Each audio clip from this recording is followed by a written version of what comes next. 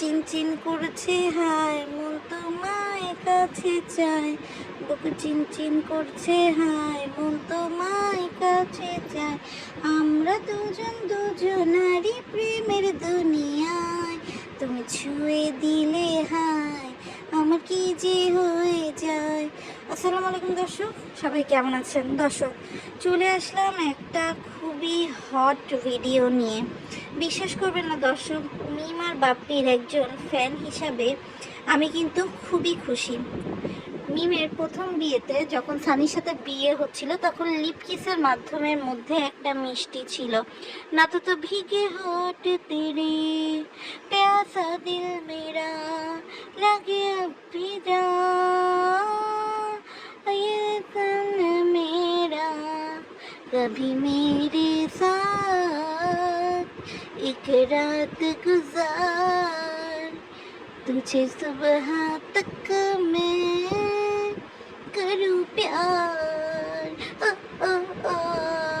তো দর্শক, এখন যেটা হয়েছে যে এরপর থেকে কিন্তু বাপ্পি মিমকে আমার একদম ভালো লাগা শুরু করে। আপনারা যতই মিম বাবু, মিম সানি অথবা বাপ্পির সাথে শারমিন, বাপ্পির সাথে তিশা বলেন না কেন, আমার কিন্তু বাপ্পির সাথে মিমকেই ভালো লাগে।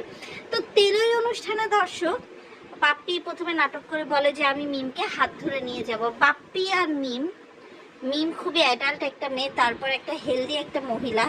যতই নষ্টা ভষ্টা হোক না কেন দর্শক, আপনার এরকম কোলে তুলে নেয়া, তারপর কোলে তোলার কিন্তু একটা সিস্টেম আছে দর্শক, সিস্টেম কিন্তু মেনটেন করতে হয়। এখন আমার কথা হচ্ছে, বাপ্পি দেখছে এই চান্স, আবার তিশা আগে থেকেই আপনার মানে এক্সপ্লেনেশন দিচ্ছে বাপ্পি নাকি কোলে নিতে জানে না। তো কোলে নিতে জানে না তাই বলে এইভাবে কোলে নেবে যেখানে মানে মিমের বুক আর বাপ্পির মুখ দুটো একই জায়গায় দর্শক। আর এরপরে দর্শক যে দৃশ্যের অবতারণা হয়েছে, এটা দেখলে আপনারা বুঝবেন যে আসলে কতটা হট সিচুয়েশন এখানে ছিল।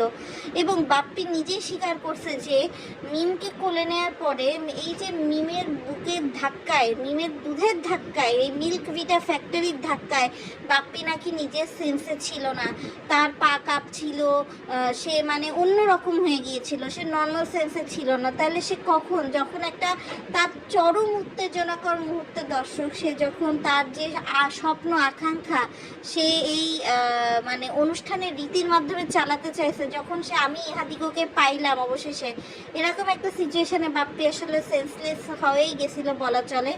এরপর আপনারা দেখবেন দর্শক, যারা ভিডিও ফুটেজটা দেখবেন যে বাপ্পির কি অবস্থা ছিল দর্শক, বাপ্পির অবস্থা দেখলেই আপনারা বুঝবেন যে বাপ্পি কিন্তু মানে একদম অন্যরকম একটা ইয়েতে চলে গেছিল। এরপরে আবার বাপ্পি যখন দেখছে যে না, সে আর নিজেকে ধরে রাখতে পারছে না, কন্ট্রোল করতে পারছে না, উল্টাপাল্টা কিছু করে ফেলতে পারে, তখন কিন্তু সে মিমকে রেখে, তার শরীর লিটারেলি দর্শক কাঁপতেছিল। তো মিম হচ্ছে তাকে পেছন থেকে ধরে টরে নর্মাল করে, তারপর হচ্ছে আমরা দেখি যে শাহিন আর মিজান হচ্ছে মিমকে দর্শক অনুষ্ঠানের যে কলা গাছ এবং যে শিল্পাটা সেই পর্যন্ত হচ্ছে দর্শক নিয়ে যায়। এবং আপনারা যখন দেখবেন যে বাপ্পি মিমকে নামায়, তখন আপনারা দেখবেন যে বাপ্পির প্যান্টের অংশ কিন্তু দর্শক ইয়ে হয়ে থাকে। এবং আমরা কিন্তু দর্শক দেখতে পারি যে আসলে বাপ্পির ধন কিন্তু একদম দর্শক খারাপ ছিল, একদম আপনার অবস্থা একদম খারাপ। তো পরবর্তীতে আমরা দেখি যে সাবিনা সকাল থেকে যে গোমরা মুখ করেছিল, সাবিনা হচ্ছে এখন একটু নর্মাল হয়েছে। আমার মনে হয় কি জানেন, আমার মনে হয় যে আরিফ মনে হয় বিয়েতে আসতে রাজি হয়েছে, তো এখন সাবিনারও ভাল লাগতেছে। এরপর মিমকে ধরে ধরে উপটান মাখাচ্ছে, এই করছে সেই করছে। তো আমার কথা দর্শক, এ কেমন অনুষ্ঠান? এর আগে রমজানের বিয়েতে দর্শক আপনার থায়ের ইয়ে ধরে টান দিছে, থোবরা ধরে, রানের মাংস ধরে টান দিছে বাপ্পি অনুষ্ঠানের নাম করে। আজকে সে এরকম একটা কাজ করে ফেললো। মানে এই ধরনের নোংরামি নষ্টামি দর্শক একমাত্র পদ্মার চরেই কিন্তু সম্ভব। এবং বাপ্পি এতদিনে যেটার অপেক্ষায় ছিল, সে এটা করার পরে আবার বলে যে মাসুদ নাকি তাকে চ্যালেঞ্জ দিছে, এবং সেটাও বলছে দর্শক বিভিন্ন রকম কথা বলবে, আপনারা অন্যভাবে নেবেন না। আপনি নিজেই তো বলতেছেন আপনার অন্যরকম লাগতেছে, তো আমাদের আসলে আর অন্যরকমভাবে নেওয়ার তো কিছু নাই, তাই না? আমাদের কি অন্যরকমভাবে নেওয়ার কিছু আছে? তো দর্শক, এই ব্যাপারে আপনাদের অভিমত কি তা কিন্তু জানাতে একদম ভুলবেন না। আর ভিডিওটা ভালো লাগলে অবশ্যই লাইক কমেন্ট শেয়ার করে জানিয়ে দেবেন। আর এদিকে কিন্তু বাবু বরযাত্রীর জন্য গাড়ি রেডি করে ফেলছে। এরপরে বাসর ঘর সাজানো বাবু দেখাতে পারে নাই। আরে বাবু হচ্ছে একটা পাটকাঠি, বাবু কি আর মিমেরকে তৃপ্তি দিতে পারবে দর্শক? মিমের তৃপ্তি দেওয়ার জন্য আপনার দরকার হচ্ছে বাপ্পির মতো মানুষ। বাপ্পি আবার এটাও বলছে যে মাসুদ বলছে যদি সে না নিত মাসুদ তার উপর হাসতে বলতো আপনি কেমন পুরুষ। কেন পুরুষত্ব প্রমাণের জন্য আমি আমার শালিকার সাথে নষ্টামি ভষ্টামি করবো? No never. আমার তো তাহলে এমন পুরুষত্ব প্রমাণের দরকার নেই। দরকার আছে কি দর্শক?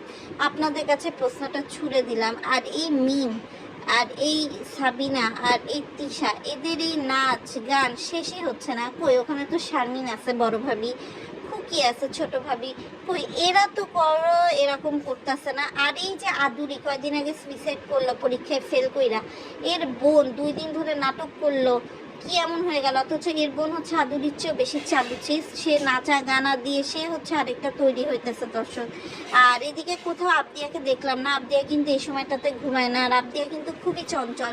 তো আবদিয়াকে এক প্রকার বলা চলে যে একটা সিডাকশন ওষুধ দিয়ে দর্শক হচ্ছে ঘুম পাড়ায় রাখছে, সিডাকটিভ ওষুধ দিয়ে, যাতে হচ্ছে সে কম ডিস্টার্ব করে তার মার যেহেতু বিয়ে, যাতে সে হচ্ছে পোষ মেনে থাকে।